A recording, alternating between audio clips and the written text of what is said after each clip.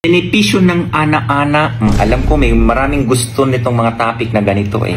Kung meron kang kaana-ana, panoorin mo to. Pero kung wala, skip mo na to. Pero kung curious ka, why not? Pwede mong panoorin, Cubs.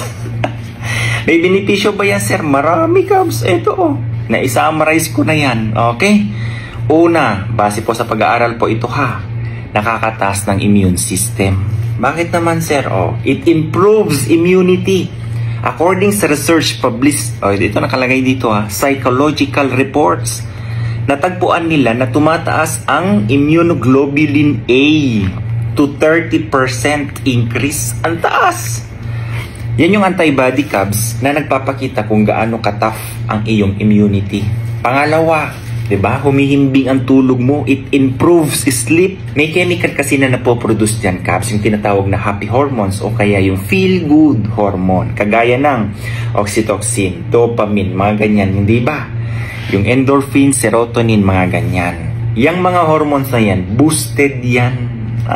Sinasabi ko sa inyo Yung mga walang jowa, walang asawa, skip nyo na to.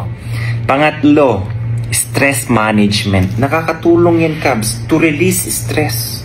Ang sabi dito, biological psychology, natagpuan nila, it has the potential to lower stress. Diba?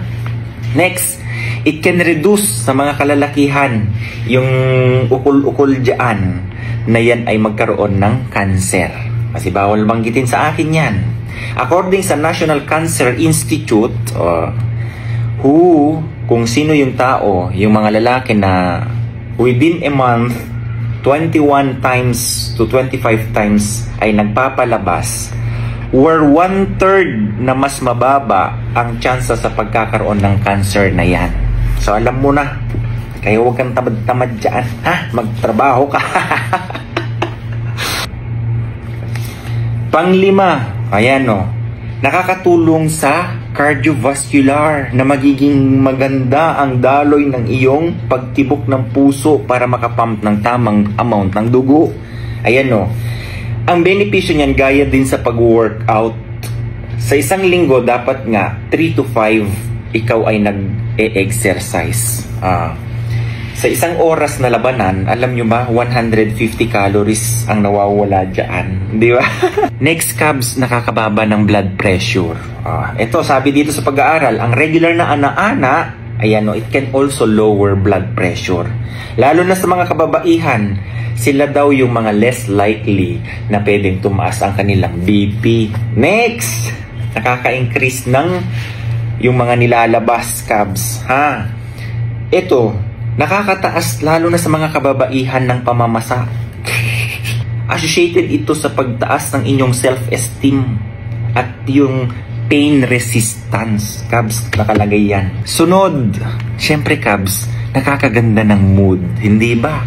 Basta, eto tandaan nyo, boys, pareho kayo hindi lang ikaw ang nasisayahan, boy. Pati din dapat si madam.